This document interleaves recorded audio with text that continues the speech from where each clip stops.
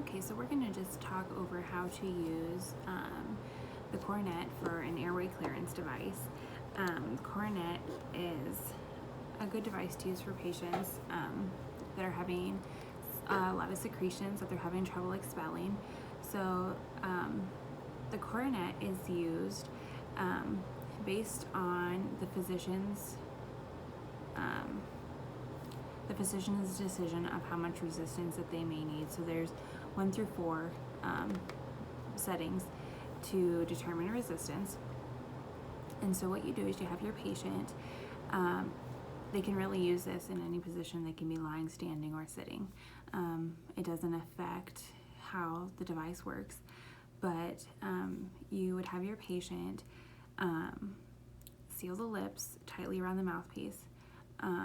You can have them inhale fully, but not as deeper than normal, but not as deep as possible. And then they're going to tightly seal their lips around the mouthpiece, and they're going to exhale as long as possible.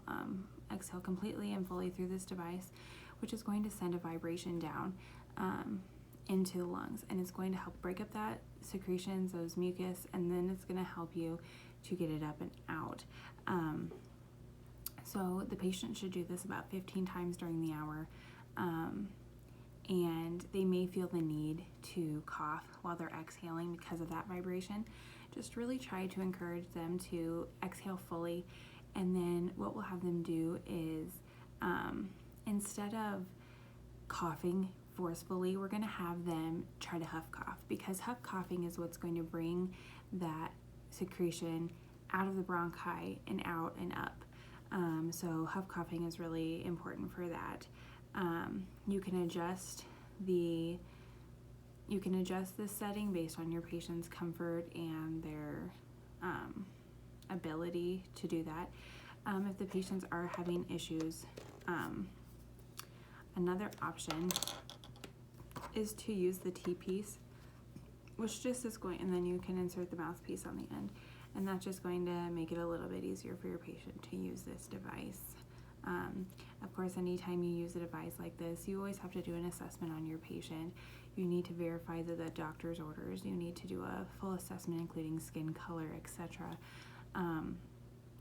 Also, you're going to get vital signs, SpO2, and you're going to listen to breath sounds. And you're going to do these things before and after treatment so that you can hear if things are in fact improving or whatever. Now, you may hear breath sounds sound like they're getting worse, but that could be due to the fact that the treatment is in fact working and those secretions are moving out of the bronchi and into the larger airways. So that is one thing to note. Also, some contraindications for this PEP therapy would be, hiatal hernia, aortic aneurysm,